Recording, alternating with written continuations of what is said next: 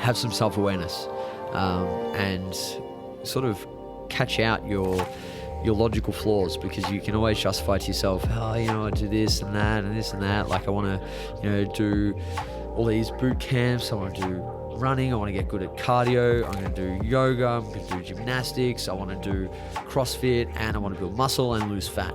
It's like, that is all well and good in fairyland. Yeah.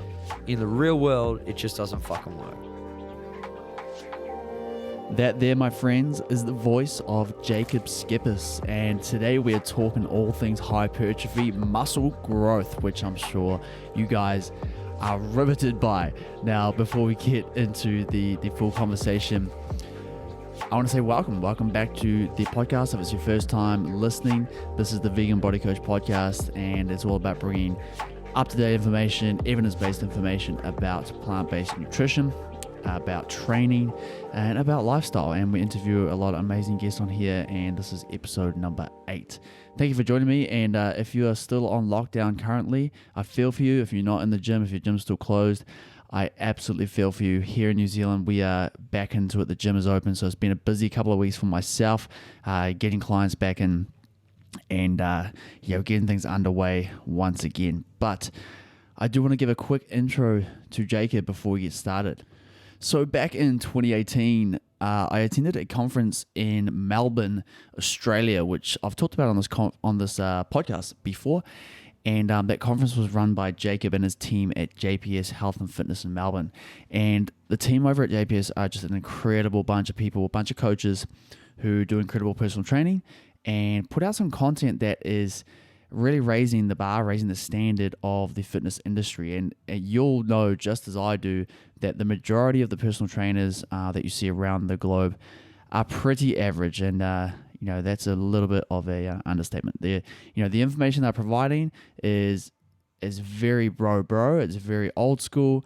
A lot of it is based off pseudoscience, and none of it is based off the research and what's coming out and, being current. And I find for myself, even in my own practice, I'm constantly having to go over the information that's been put out by other trainers with my own clients and dismiss it and come up with the reasons why it's a myth or why that thing is not based by evidence. And what Jacob and his team are doing are putting out some great information that is backed by the evidence and backed by the research. And they're just great guys as well. And they're all into sort of bodybuilding and powerlifting and that type of scene. But they brought together a group of around 11 presenters from around the world, top minds in the industry, to come to this conference. And it's an amazing 3-day event where we get to meet like-minded people, chat, go out for meals. We have a practical day where we're in the gym and we're training. And, for me, it was just this awesome moment of like, oh, wow, there are other people similar to myself. I've got amazing friends here in New Zealand, but it's not like they're, all about training, all about nutrition and, living that kind of lifestyle. And when I go to these conferences, suddenly I'm surrounded by these people and we're so privileged to have that. I mean, we, say you were, growing up in the early 1900s or even earlier in history, I mean, you have the ability to connect with people all around the world that are similar to yourself. Not really. You're usually limited to the people that are in your village, in your town. But now we just have this plethora of community that is available to us, and it's so amazing. And so I got to meet these people and hang out, and I sort of developed a relationship with the JPS crew. I ended up actually bringing on Jacob as my coach for the pretty much for all of 2019, I believe. And so we worked through some hypertrophy phases and did a lot of training in the gym. So he was coaching me remotely. And so we've had that background as well and achieved some great muscle gain results there. We also went through a bit of a fat loss phase last year before my time at Journey Retreats and achieved some great results there as well. But today, I wanted to bring you this discussion because I think the information about muscle growth is very limited, and usually you get that information from someone at the gym, your bro at the gym, or someone who's a little bit bigger than you are. Usually everyone just goes to the biggest person and goes, hey, how do you build muscle? And that's not taking into account genetics or lifestyle factors or any other things such as special sports supplements, for example. But we have data, we have research on how to effectively build muscle, and a lot of this stuff is covered at these conferences, and we sort of dive into the nitty gritty. And today's going to be a sort of a practical look at how you can take away, what is in the research, make it practical, put it in the gym, and give it to the listener, you, to be able to implement. So, we cover things like, what is hypertrophy and what are the rep ranges best suited to growth? How hard should we train? What are the best rates of weight gain to achieve the maximum amount of muscle gain without a huge amount of fat gain? These are some of the things we're looking at today in this episode, and I hope you really do enjoy it. And a quick shout out to Jacob. Thank you so much for coming on the podcast. We have a great relationship, as I've already said, and I was supposed to be over in UABC for the conference again this year. However, because of the COVID-19 situation, that one was being postponed till 2021. So, really quickly with Jacob, guys, just a quick disclaimer: he's not a vegan. He's not plant-based. He does like his meat. I've been out to eat with him before, and we've had mountains of sushi, and so. This is something I do want to bring up, is that, I never wanted this podcast to be a solely vegan interview podcast where I only interview people that eat only plants, right? There are so many people out there that have a huge amount of knowledge and experience on the ground that we can learn from and take from and implement. And when it comes to specifically hypertrophy, that it doesn't change whether you're vegan or whether you are a carnivore. The fundamentals of training for muscle growth is still the same. So this is why I brought Jacob on, because he knows this stuff inside and out. He's had many years in the trenches, and I know you guys are going to learn a lot from him. So yeah, I think it's important for us to remember that we need to be open-minded, that just because we are vegan, we're not above anybody, and we need to be including other mindsets into our own sort of bubble and not becoming insular in the way we think and the way we include people. I think it's a very important point. So guys, that being said, this is episode number 8 with Jacob Schepis. You are listening to the Vegan Body Coach podcast, all about optimizing your strength, fitness, and physique through a plant-focused diet. My name is Jackson Burton, and I'm a nutrition and training coach for vegans, the plant-centric, and plant-curious. I'm sitting down with athletes, experts, and influencers around the world to inspire you to create your best vegan body yet. All right, Jacob, so welcome to the Vegan Body Coach podcast. Thank you. Thanks for having me, Jackson. No problems, man.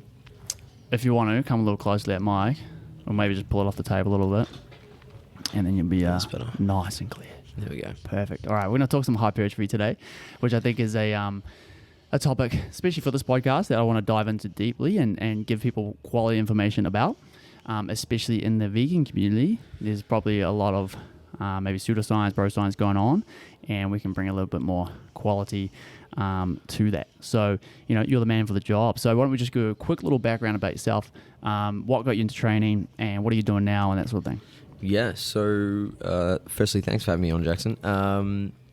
What got me into training was, like most young men, I was a little bit dissatisfied with how I looked. I wanted to be bigger, more muscular, leaner, to pick up chicks, just feel a little bit better about myself, confidence and self-esteem, all that kind of stuff.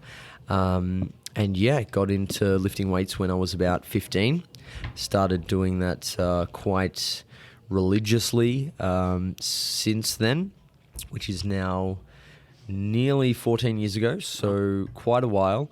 And things just started to evolve over time. I really enjoyed lifting weights. I loved the process of learning more about what I was doing, about the human body, how we can change it, and all those sorts of things. And to a certain degree, I got pretty good at that. So went and did my Cert 3 and 4.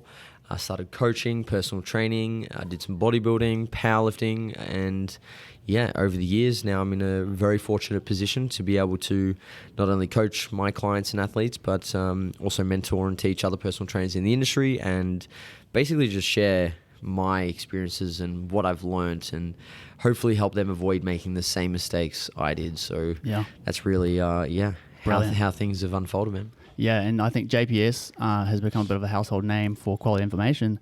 And for the listeners, like we've discussed the UEBC on this podcast a few times already, and you guys are the ones that put that on. So it's a quality sort of conference that brings in a lot of top names in the industry, and I think it's a real testament to what you guys are doing, that you're putting on such a quality conference and helping a lot of people out. So it's something I'll keep coming back to for sure. But I think one of the reasons I came to you for coaching. So for the listeners, I did a year coaching with yourself, working on some hypertrophy goals, and I think the main reason was I saw a sort of before and after of one of your clients that you had worked with, who had done a bit of a gaining phase, but more of a lean gain phase, and also some good results in terms of that muscle gain there. So are you working with predominantly hypertrophy clients these days, or is it mainly powerlifting, or are you working with some gen pop? What are you doing? Yes, I got a pretty broad mix, and I like to keep it that way because it keeps my finger on the pulse with not only working with a lot of different people, but also the different challenges that come with various training goals. So obviously hypertrophy has its own set of obstacles that people will face, as does strength training and powerlifting, and working with the general population wanting to get healthier, leaner, and look better. They've all got very unique challenges. Not that there isn't carryover across the three, there is for sure. Yeah. But there are certain characteristics of each of those demographics that bring some very interesting issues that you have to troubleshoot. And I really enjoy the problem-solving side of things, and they're not so dissimilar that they're completely different wheelhouse. And yeah, they have a lot of carryover, so I enjoy sort of working with all three. And I would say that the percentage of clients who are like bodybuilders, hypertrophy focused, over the long haul would be around 50-60%, probably like 30% powerlifters, and then I've got about another 10 to 20% who might be your gem pops, just wanting to lose weight, build a little bit of muscle, feel better, all that sort of jazz. So yeah, awesome, man. And you're looking a little bit leaner at the moment. What are you working towards right now, bro? I'm just trying to be healthy at the moment. Yeah. Training where I can and as much as I can. Eating, just a lot more variety in my diet. So just trying to really tick the micronutrient boxes, not trying to drive weight up or down. It's just going to sort of fall where it lands. Eating, much more based on internal cues, so hunger, fullness, and not really trying to drive the scale in a specific direction. Cool. So a little bit of a different approach for me, which is strange because I've always been very goal orientated. I've either been trying to get maximize my strength for powerlifting, maximize muscle mass for bodybuilding, or lose as much fat as I can for bodybuilding. So this is just a nice change of pace. It works really, really well with everything else I have going on in life at the moment. So just trying to tick the boxes of training 3 to 4 times a week, eating good, high quality food, and letting everything else sort of be, and having training and diet sort of filter down into the background is very much conducive to driving other areas of life forward. Nice. Yeah. As you know, to drive training and your body composition forward when you get to elite levels, it's a lot harder and requires a huge time investment. So at the moment, I'm just happy to sort of let things hold. If they regress a little bit, fine, but I've got bigger fish to fry. Nice. No, it's probably a good break for you, man. Probably a good change up. Yeah. Okay, cool. So let's talk some hypertrophy, Let's bro. do it. I think people who don't know, they should probably go look at your Instagram, but you've got an incredible physique on you, and you've done a lot in terms of muscle mass and muscle building, and very strong as well. And we know like there's some genetic components to that as well, but you obviously know a thing or two about training and hypertrophy. So I think a good place to start would be to just round off some basics of hypertrophy. Like, what is the main drivers of muscle growth? Like, what do we need to look at? And we'll start there, hey? Yeah, so hypertrophy is obviously the process of building muscle, and in the context of resistance training, we're looking at specific increases in muscle mass in a targeted muscle group, right? And the way that we achieve that is through imposing a mechanical stress on the muscle, and that leads to a cascade of chemical reactions that upregulates a process called muscle protein synthesis, which leads to the rebuilding and subsequent growth of the muscle. So what's important for the listeners, without getting into a full physiology lesson, is that we just want that mechanical stress. So if we think about just squatting with our body weight, obviously our weight against gravity imposes a stress on the muscle. Now, as we adapt over time, the body becomes resilient and less responsive to that same stress unless you start increasing the stress. You might be doing more reps, you might be doing more sets, you might be adding more weight. So there are various ways that we can increase this mechanical stress. And we don't always need barbell implements to build muscle. And you can see this in a lot of the research where they have participants on a Wingate bike, and they build quite a bit of muscle in their lower body. So it's not resistance training necessarily that builds muscle, and it's not necessarily an exercise that builds muscle. It is this mechanical stress that we impose on the tissue that leads to the growth signals that we need for it to rebuild and get bigger. So that can be seen as the driver of hypertrophy.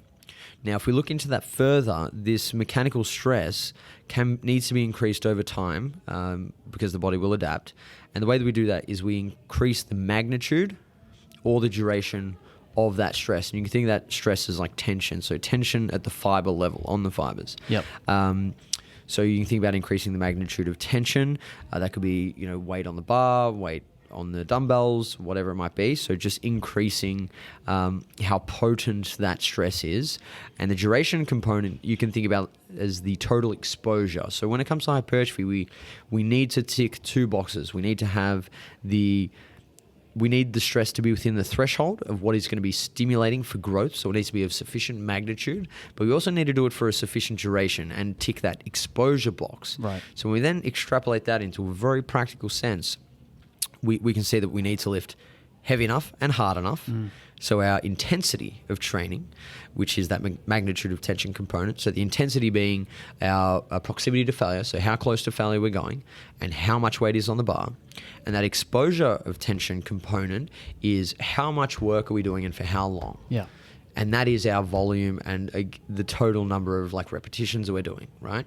So when we then build on that, we've seen in the literature that anywhere from 5 to 30 reps is the sweet spot for the hypertrophic range, although you can build muscle, as I said, with any exercise rep range. It's just the 5 to 30 rep range is probably best, so that's going to put you between anywhere from 30 to 40% of 1RM to 80% of 1RM, but better range is probably 60 to 80% of 1RM. And then we need that exposure component, and the research is starting to show that anywhere from about 8 to 20 sets per week per muscle group is the ballpark range that we need to be training within if we want to really start to optimize growth. And obviously there's a lot of individual variation in terms of how people respond to various rep ranges, intensities and volumes. And then the third variable where we need to look at is frequency. So basically we just want to train a muscle as frequently as we can, provided that it's recovered and we can get a potent enough stimulus to elicit that growth response again. So that would generally mean that we're going to train most muscle groups anywhere from 2 to 3 times per week. And there's a lot of factors that determine how often you can train a muscle, because frequency is not an independent training variable, meaning that it doesn't satisfy either of those requirements for growth, does it? It doesn't satisfy the magnitude or the duration, but it allows us to organize when we impose the stress. So frequency is very important when we have the discussion of volume and intensity, but we just need to keep in mind that frequency doesn't actually do anything magical. It's just how we organize the training stress over time. So the time frame is being a microcycle, which is 7 days, mesocycle, anywhere from 4 to 8 weeks, and then macrocycle, longer periods. So they're the sort of big rocks when it comes to hypertrophy training.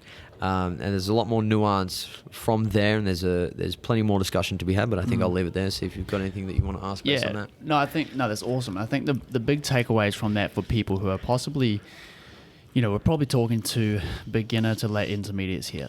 And the big takeaway there is that you can't just distinguish between intensity and volume. They need to be together. They need to be concurrent. And it can't be just looking at one or the other, right? Exactly right. Because if you're having a certain amount of volume, say you're doing 20 sets for a muscle group per week, but you're not having the sufficient tension there, it's not going to be stimulative enough. Mm-hmm. And then vice versa, if you're just doing, one set per week of a high enough intensity, yeah, sure, you'll grow to a certain extent. Probably missing out on a bit. But you're missing out, right? So we need to look at those two together in a training program. And frequency as well. And then frequency is kind of, how often you're going to be implementing those two factors. Correct. Yeah. So I would just say on that you're absolutely right. And those three variables are inextricably related, meaning that if you increase or decrease one, that will affect the other. So if you're going to increase training intensity, that might mean that you have to lower volume or keep volume the same, or maybe reduce frequency, whatever it might be. And vice versa. If you start jacking up volume, intensity might need to come down, frequency might even need to go up, because we've seen that there's a per session limit to how much volume can be beneficial before we start to see regression and plateau, meaning that if we do too much volume within a workout, beyond a certain point, it's like flogging a dead horse. It's like you're not getting any more growth stimulus from that. You're just incurring more and more fatigue, which is going to impair your ability to induce a potent stimulant in the subsequent workouts, or at worst, delay when it is you can get another stimulus. So it's going to increase your recovery time. And a lot of the research has actually started to elucidate that these variables are often not looked at together, because we've seen that many people have taken the volume is a primary driver of hypertrophy discussion, and they've just run with that. But if you actually take a close look at the research, the studies that show increases in hypertrophy with up to 40 sets or more per week, they've had very short rest periods of 60 to 90 seconds on multi-joint exercises, meaning that there's no way that you can recover enough to maintain a high enough absolute load, so weight on the bar, over the course of that workout, because you're just not recovering because there's so much central fatigue. Yeah, they would so their intensity is dropping, which means that their volume, as it's going up, it needs to go up to make up for the impaired growth stimulus with the drop in load. Yeah. Right? Makes sense. Whereas the research that's found that lower weekly set volumes, so of like 8 to 15 sets per week, and then any more than that, they start to see regression and even muscle loss. Those studies have had longer rest periods, meaning that intensity is higher, right? So it's really important then when we look at the variables and volume, being the primary drive of hypertrophy, and intensity, the people in the high intensity camps, it is not a either or situation. Yeah, there is a sweet spot. There is certainly a case to be said for biasing your training in one direction if that works for you. For example, if you prefer higher volume training and you don't want to lift as heavy, you don't want to go as close to failure, you could definitely build muscle that way.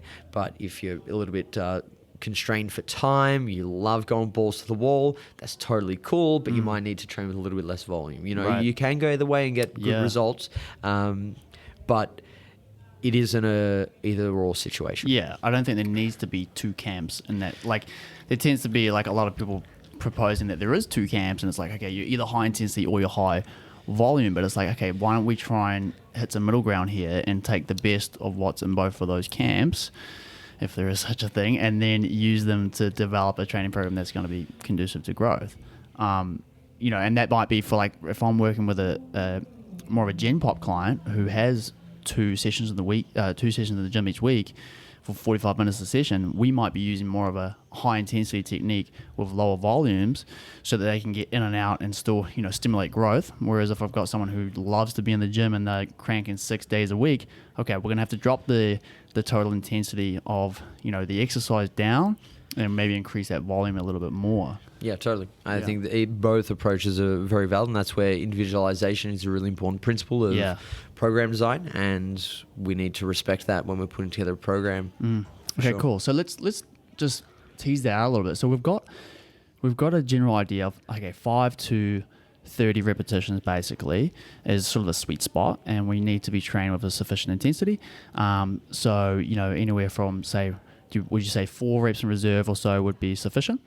And so if we look at those as sort of the main things we want to look at, if we're looking at a client who is possibly wants to be in the gym 4 to 5 days a week, and they want to grow as much muscle as possible, they want to get a little bit stronger, but the main goal is, okay, I want to get jacked. How can we put that together into a training week? Taking in mind volume, intensity, frequency. Yes. So firstly, just to pick apart they want to get stronger and bigger. Right. It is necessary for you to get stronger if you want to get bigger, because a bigger muscle relative to its size can produce more force, meaning that it can lift more weight.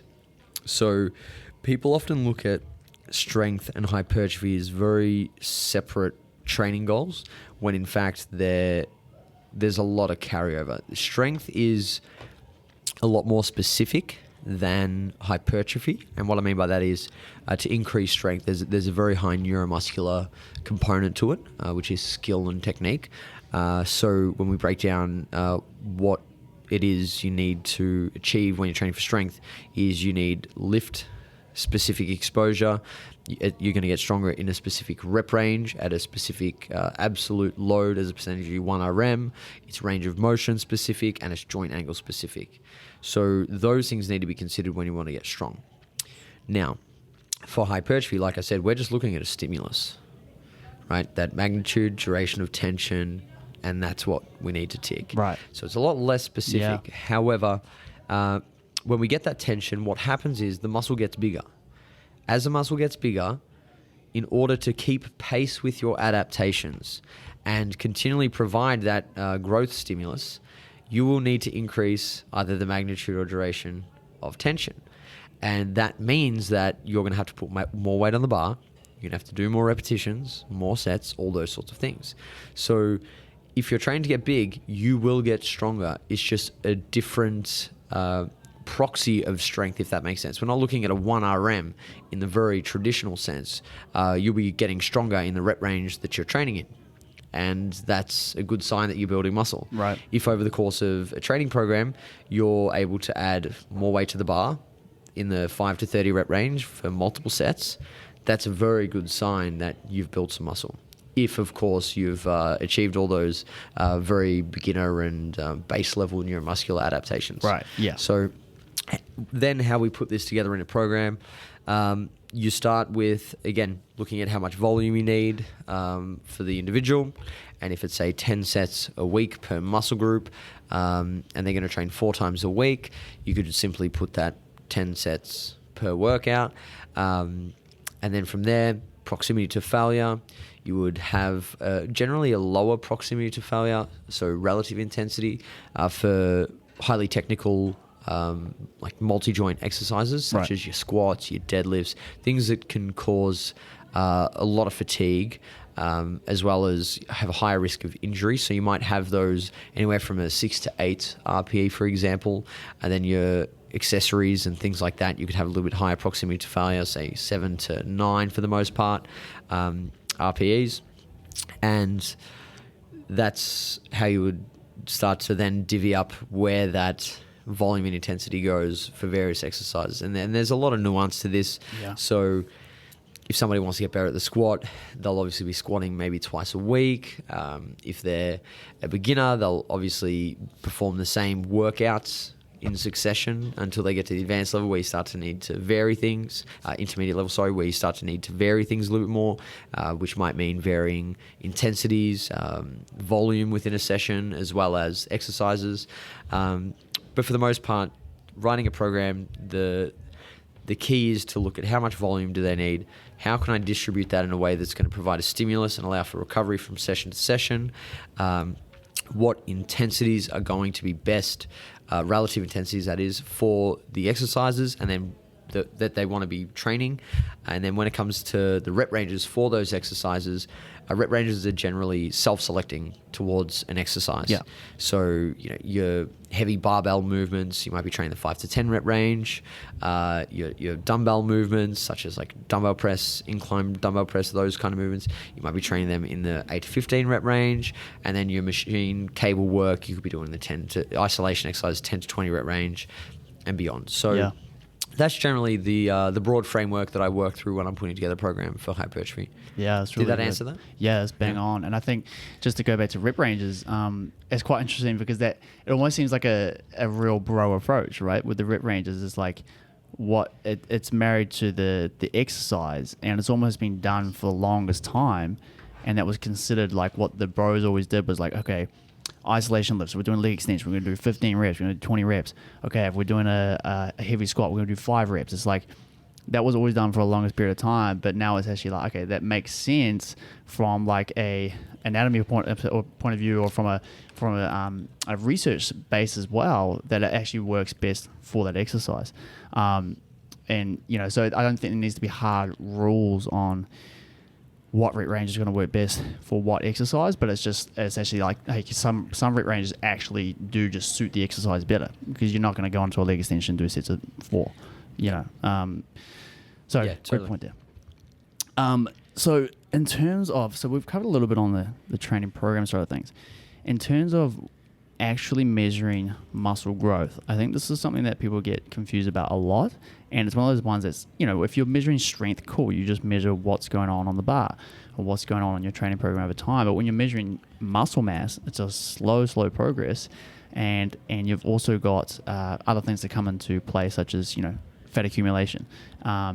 And so one of the things I liked about your approach to measuring muscle growth was it was quite simple, but quite effective. And you actually mentioned a little bit about it before, but do you want to run the listeners through like what's a good way to actually know if you're progressing on a hypertrophy program? Are you putting on muscle mass or not?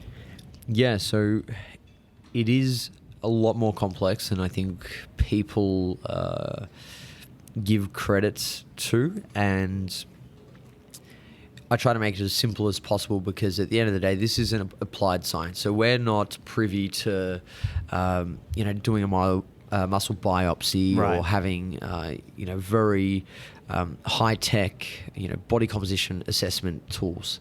So DEXA scan isn't very accurate. There's a lot of issues with obviously skin folds, even girth measurements, all these sorts of things. Not to say they're not useful, but nothing will accurately detect increases in muscle mass outside of muscle biopsies and things like this. So the best way to measure muscle growth for the general lifter coach is to look at what are the signs that we are doing the right things to be building muscle. Like, where do we need to see certain changes, and on what time frames? The time frames is really important. So I think a good proxy is muscle soreness, and not in the sense that you should chase it, but I think that there should be some feeling or sensation during the workout. So if we're looking right at the workout, it's like you should feel your muscles at some point. Maybe not on a squat when you're in the low rep ranges, but afterwards you might be like, okay, yeah, I felt that tension, like I can feel something happening there. So there should be some tension component to, like, you can feel the muscles doing something when you're training. So I think that's a really important measure that you're doing the right things. Right. Beyond that, we should be looking at scale weight increases. So you want to be gaining on the scale anywhere from 0.25 to 0.5% of body weight per week. A very slow rate. It's not going to be a kilo every week, that kind of deal. Yeah. Which means we probably need to be in a calorie surplus. Right. So measuring the tension side of things whilst your training's the acute measure, then your scale weight week to week. Then you want to be looking at, over the course of mesocycles, your training performance in the moderate rep ranges across multiple sets. You want to see that increase specifically on isolation exercises, because they have a very low neuromuscular component, so very low skill. So basically, you can only do more reps or more weight if you've got bigger muscles. That's right. Yeah. So something like like we mentioned before, leg extension would be great for that, to measure progress. Correct. Yeah. So they're the first three. Then you want to be looking at your girth measurements. So like your tape measure around the bicep, around the quads, whatever target musculature you want to be seeing changes in. If you want to be doing that, I'm not a massive advocate on pushing that because I think if you take care of the others, you're all good. But if you do want to have those measurements, it helps. And then finally, your visual photos, because that's what you're doing it for, right? Yeah. So you want to be looking at the visuals, and they obviously take a lot longer to see the changes, especially if you are gaining some body fat, those kind of things. So I think if you're ticking the boxes of feeling some tension on the muscles whilst you're training, after your training, and you're seeing the scale weight go up a little bit every week, your girths are increasing, you're adding weight to the bar in the moderate rep ranges, or you're adding more reps for the same weight, and you're seeing the visuals improve over the course of months, I think they're the primary things you want to be looking at when measuring muscle growth. No, that's bang on. So in terms of the muscle gain rate then, also the body weight gain rate for a massing phase, for example, you mentioned, say, 0.25 to 0.5% of body weight per week. Okay, cool. So it's quite a slow approach. Do you think there's any benefit to going faster, or what would be the trade-off of going into a heavier bulk? Because I was having a discussion recently on a vegan bodybuilding Facebook page, and people are really confused about this, and a lot of people are just aiming for a huge surplus and a huge gain. And I had my own ideas based off a research paper that came out, I think it was last year, in regards to faster and slow bulk rates. Do you want to talk on that a little bit? Yeah, so I think level of advancement and genetics are the two factors that play a large role in how quickly you can gain muscle. So whenever I give a range or prescribed numbers, they're just recommendations. They're not hard and fast rules that have to be applied to everyone in all situations. So you can definitely gain at a faster rate if you're a beginner. So you're new to training, you'll be able to build more muscle at a quicker rate than what you would if you're intermediate advanced. If your genetics, you've got those BBC genetics, and you're somebody who just brushes their teeth and they get a pump and start building muscle, you'll be able to gain at a quicker rate than somebody who's, say, a hard gainer, or somebody who just struggles to build muscle. So you can go up to, say, 1%, of body weight, but at the same time, that's a pretty big increase, and I would say it's quite unsustainable. So, anything less than that is going to be a little bit more safer, in the sense that you're more likely to be gaining at a rate that is conducive to a greater proportion of that weight being muscle than fat. I think if you're gaining any faster than that, then that's pretty quick, and most likely going to be fat accumulation. Yeah, no, I think that's a good point to bring up. And maybe if we can just touch on a little bit, maybe the psychology side of this a little bit. For me, this is a big one, is almost the, when going into a gaining phase, and I think a lot of guys are similar to myself, is that they don't want any fat gain, right? And it's this almost fear, this fat phobia of, okay, I'm gaining, but I want to keep my abs. Like, I was having a discussion on Instagram just before I came in here with a guy, exactly that. He didn't really understand the phasic structure of having, different dieting approaches to different styles of training. If you're massing, obviously you need to be in a surplus, and there's going to be fat gain that accumulates. What do you think some tips are for people who are struggling with that psychologically, that they don't want to put on fat mass when they're gaining? Yes, I think it is a tough one. I think one of the best things that people can do is really understand that building muscle is an investment. You have to delay gratification, which is having your abs visible, in order to build an appreciable amount of muscle. But once you've made that investment and you've laid the foundations, it is very, very easy, much easier than building muscle, to get back to a position where you can see your abs. However, you can't say the same for the inverse. You can't just build muscle and stay lean year round. Or you might be able to, but it's going to be very slow, and you'd be much better off gaining a bit of body fat, being in a surplus, ensuring that you're creating a conducive environment to muscle gain, than potentially spinning your wheels. And if after 12 months, you haven't gained an appreciable amount of weight or muscle, and you look back and you say, well, what did I do the last 12 months? Yeah, I had my abs, but what was it for? Right. So I think you really need to have an honest chat with yourself and say, is the juice worth the squeeze? Do I actually want to build this muscle? Do I like the idea of building muscle? Am I just happy with the amount of muscle I have and prefer staying lean? And if so, that's totally fine. But if you actually want to build muscle, you need to have that conversation with yourself, be brutally honest, accept it for what it is, and then start to plan out when you're going to be okay with having a little bit more body fat. So if you're somebody who wants to be leaner, there's obviously certain times of the year or certain occasions, events, whatever it is, that you would prefer to be leaner for. That's generally why we want to be lean. It's like we don't really care if we're lean when we go to work and we put our clothes on and so on and so forth. But it's like, if we're going to the beach on the weekend or I'm going on a holiday here, I want to have my abs, and that's why I want to be lean now, because I don't want to lose that by the time I have this event. So if you can start to bias your gaining phases around times where you're okay with having a bit more body fat, I think that's one way you can sort of combat the psychological fears around fat. So that's one strategy. I think the other strategy is to also start by dipping your feet in the water. You don't have to gain at a stupid rate that's going to make you feel uncomfortable, and then you just knee-jerk reaction, go back to cutting or start eating less. Right. Gain at a rate that you're comfortable with, that's within the parameters of what you need to be doing to be gaining, and then just slowly go from there. It's like fear exposure, right? Right. So you don't take someone who's afraid of heights, to the 40th story of a skyscraper. You put them in the elevator first. You say, this is the elevator. It's going to take you up. Okay, you can go in, have a look. You can walk back out at any time. Have a look around. Next time you close the doors, you say, hey, I'm going to press this button. It's going to take you to level 2. All right? You've got the choice to do that. No stress. If you don't want to, you can hop out at any time. They go to level 2. Slowly work your way up to getting into that desired ballpark of where you need to be in terms of the calorie intake, as well as the fat, body fat that you need to be carrying to have reliable training performance, as well as see that scale rate increasing the desired rate. Well, would there then be any benefit to, say, just maintaining body weight? So I had this question asked of me as I'm basically just kicking off a bit of a 16-week gaining phase at the moment, right?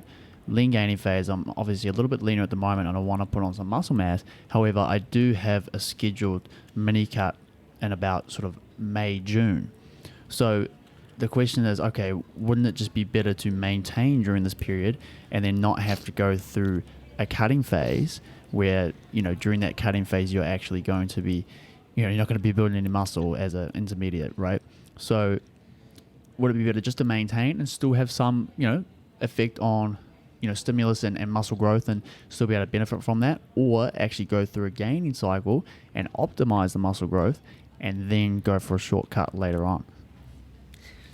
Yeah, so I'm a big fan of not trying to chase two rabbits at once, because the more training goals you have at any point in time, the more thinly dispersed your adaptive resources are across those training targets.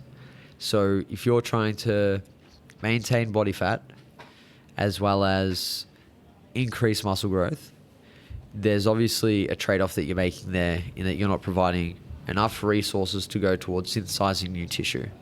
So you might be able to synthesize a tiny bit of tissue and maintain your body fat, but nowhere near as much as if you said, hey, I'm going to be providing my body with enough energy so that it can synthesize this new tissue. If that means body fat gain, great, but I know that I'm going to put all my eggs in the muscle gain basket. So that's not to say that you can only have one training target, because there are many training targets that are complementary and we can have within the same training phase. But when they are on completely different ends of the spectrum in terms of what's required, and making one trade-off to one of them will significantly impair another, that's when we need to have a really hard look at what we're doing and ask ourselves if we're okay spinning our wheels and chasing multiple rabbits because we're going to catch none. Yep. And if that's the case and that's what you want to do, totally fine. People are able to do whatever they like. But at the same time, if you want to be good at something, that's why you got to go all in on it. And that's why I refer back to my example of my training and diet at the moment. I'm not pushing anything in one direction there because I want to push things in another direction. Yeah. And if I want to build muscle or get leaner, I need to make trade-offs, and I'm not willing to make those trade-offs. So that's where you do have to have some self-awareness and sort of catch out your logical flaws, because you can always justify to yourself, I do this and that and this and that. Like I want to, do all these boot camps. I want to do running. I want to get good at cardio. I'm going to do yoga. I'm going to do gymnastics. I want to do CrossFit, and I want to build muscle and lose fat. It's like, that is all well and good in fairyland. Yeah. In the real world, it just doesn't fucking work. Yeah. Right? You can do it, but you'll be shit at most of them. So the way that I like to think about it is, if I am cooking dinner and I get a phone call from my mum and my dog's barking and I'm trying to iron my shirt, I could probably do all those things at once. I could pick up the phone, have it on my shoulder, keep cooking dinner. My dog's barking. I could probably kick it while I'm cooking, and I'm ironing my shirt, with my other hand like this. But the reality is, I might get it all done, but the food's either going to be raw or burnt. I'll probably kick my dog in the face and have to take it to the vet. It's going to lose a tooth. I'm going to miss something my mum said. She'll crack the shits and be angry at me, and I'll likely miss a crease or burn my shirt. So I can do them all, but how well have I done them all? Yeah. Or I could say, look, I'm going to take my dog outside. I'm going to pat him, give him a treat. He's outside. Then I'm going to cook first, because ironing my shirt first will probably be a bad idea if I put it on after I've ironed it. So I'll cook my dinner, then I'll iron my shirt, and once I've eaten my dinner, I'll put my shirt on, and then I'll call my mum. That just makes a lot more fucking sense. And I think that is a very, very simple way to understand ordering and sequencing life, and we can transfer that and map that same logic onto training and trying to achieve fitness, meaning getting good at something, in any training target. It's like you can try to be a jack of all trades, but you'll be a master of none if you chase too many training qualities at once. Yeah, so good. I think that's one of the biggest common issues, probably faults that a lot of new people to training make, is that they want to lose the fat and they want to build the muscle and they want to get fitter and all these things at once. And I'm constantly trying to hit home the importance of a phasic structure to your training. Okay, cool. Let's drop some of that body fat down. And as we do that, we're going to build some muscle mass, but then we're going to go into a maintenance and into a gaining phase and actually really focus on the muscle gain, or vice versa. We're going to focus on muscle gain right now, and then later on we'll cut down. But it's like, let's have a little bit of a focus on one. Is there anything else that you would say, maybe like your top one or two biggest mistakes that people make when trying to, maximize hypertrophy? I think when people are trying to maximize hypertrophy, their biggest mistakes I see people make are doing things that are beyond what they need to be doing now to build muscle. And what I mean by that is they will see somebody on the internet who's jacked and has the physique that they want, and they'll look to the things that they're doing now, which don't align with what they need to be doing now. So they skip a lot of steps. It's like playing a video game. You're playing a video game, your mate's playing a video game next to you, and he's on the final level playing the boss. And you look over and you go, oh, well, I'm just going to start doing the same moves that he's doing, but I'm on level 1. Right. Well, number one, you don't need to. Yeah. Like level 1, you just need to move your character in a straight line, jump over a thing, kill one thing, onto the next, and you've clocked the levels fine. Whereas he's playing the highest level fucking villain, and that requires, like very complex, very high level of skill and technical mastery of the game to be able to defeat him. So I see lifters do the same thing. They look to other people and they'll try to do what they're doing when it just doesn't need to be done for them. Yeah. So I think looking at where you're at and what you need to do, doing a needs analysis on your current situation to make sure that what you're doing is actually in line with what you need to be doing now. So then you're not jumping the gun and you have the ability to take the steps in a very sequential manner to progress and build your way up without having to have that harsh realization 2-3 years down the track that fuck, I've been doing all this work, doing all these various bits and pieces, I didn't need to, and it didn't really help me accelerate my gains any further, and now you've run out of tools and you're just in a mess because you haven't actually learned the fundamentals and had to realize how you got to play the game, being consistent, like picking up all the bits and pieces of in the gym knowledge and experience that you need to be able to progress in a way that's going to get you from point A to point B. You've just been running around in circles, and now you're like, oh, why aren't they there yet? And you got to start back from square one. So good, man. So basically take the fundamentals we've discussed in this podcast and use that to whatever situation you're in currently. That's probably a good takeaway. Cool, man. So to wrap things up here, I want to ask you real quick, and this is obviously you're not a vegan yourself, and this is a vegan-based podcast. But I hate vegans. You hate vegans, yes. This is the worst guest to have on. I don't. I have multiple vegan clients, and they're great people. Yeah, there you go. And I think that, hey, if you want to do something, that's completely fine. Yeah, and so I think, for myself, I don't want this to be exclusively a vegan guest podcast, right? I want to have people on here that are from different backgrounds, different mindsets, different angles of things, but I think all of the stuff we talked about today, it applies to vegans and non-vegans. It's not any different.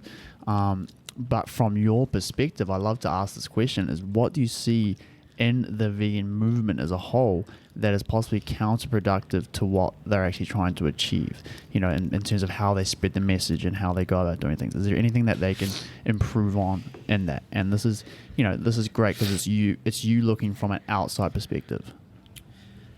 I think that's a really good question. So, firstly, I don't hate vegans. Otherwise, we wouldn't be releasing this podcast. That's right. You wouldn't even associate with me if that was true.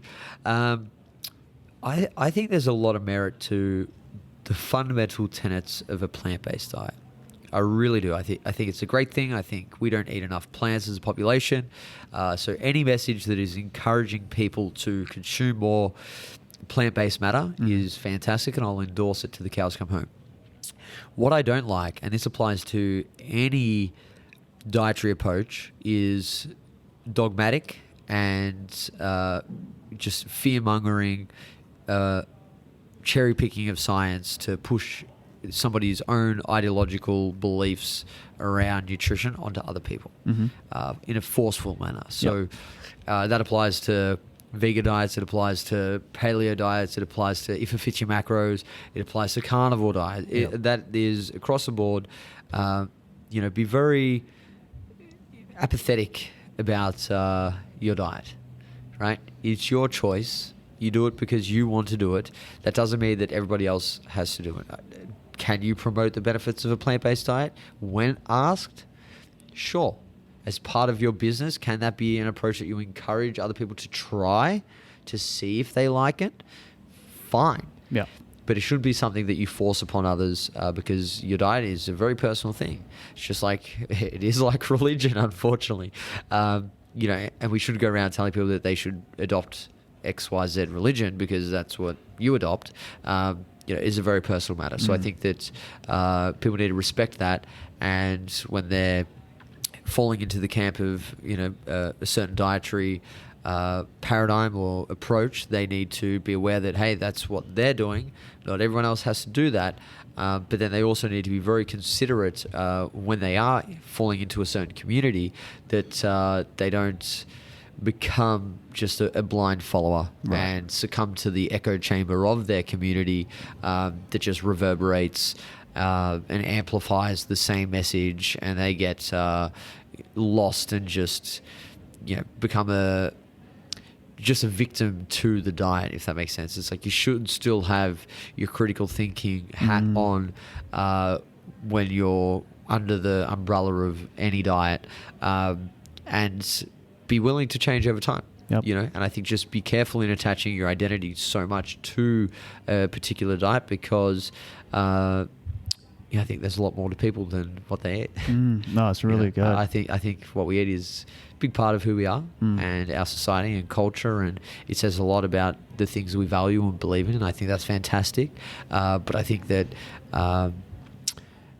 our morals, our values, our beliefs in other areas, and our attitudes, and our behaviour are far more important aspects of our identity than what we put in our mouths. Yeah. So. Yeah, no, it's really good. And I think that's, part of the reason I wanted to kick off this podcast as well is to, cut through some of the misinformation around the vegan diet as well. And you can use that as a platform to help that community to be a little bit more balanced and all those sorts of things, and obviously promote plant-based approach and the best practice and most evidence-based ways to do that, which is I'm sure what you're going to be doing. But I think if you're in a community, it's like you can always help people in a very positive manner within that community without driving the same dogma and echo chamber mentality that a lot of other people within those communities can do at times. And it's so easy today with the social media, basically, is what it comes down to. It's like, okay, cool. Suddenly you follow a few people that agree with you, and suddenly you're in an echo chamber. That's all you see. So I think it's definitely important to have people that are going to maybe call you up on things and viewpoints of different perspectives. Yeah. Really important. Good stuff, Jacob. Okay, so let's finish off, bro, with a couple of quick questions, hey?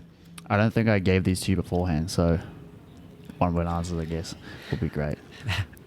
I'll try. Alrighty, so I know you like some music when you train, man. So what is your favorite artist or song to listen to right now while you train? Oh, I have a few, but I'm a big fan of Japanese rock. Oh, okay. Yeah. That is different. Yeah. Okay, what's an artist that someone can look up? Do you have one in mind? My First Story. My First Story. Yeah. Okay, cool. Is it kind of like punky rock, or is it cool, like poppy punk? It's like most anime shows. It's like the intros to those. That kind of, So you trained to that? Yeah, that's awesome, man. I'll throw it on for my next workout. Let's check it out. Okay, favorite body part to train? Oh, I reckon it changes every year, but I'll say I love training arms. Fair enough, man. That's the most bro answer You're ever. known for the arm specialization cycle, so it only makes sense, man. One book the listeners need to read. Oh, that's a good one. It's a big question. Well, I've just finished James Clear's Atomic Habits. Man, that's popular today. Yeah. My last guest has said the same thing. It's a great book, but I'll also add to that... Oh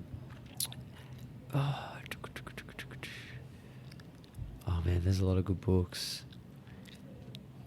I'll leave it at that. Yeah. I'll open up a can of worms. I'll start. Atomic Habits. Yeah. It's one that seems to be on the recommendation list for everybody in 2020. It's good. And especially for coaches too.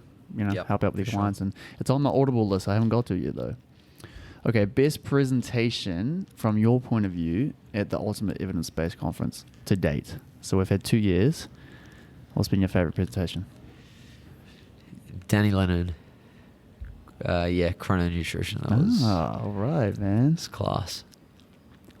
Was that at UEBC last year? Yeah, 2019. Yeah, all right. Yeah, that was it's a different topic. Yeah. And it's an interesting one too. And he's doing a lot more on that at the moment, which is super exciting. Okay, last one for you, Jacob. You're going to become an animal. What animal do you choose? Ooh. A silverback. Oh, there you go. There's Jack. That makes sense, man. Jack.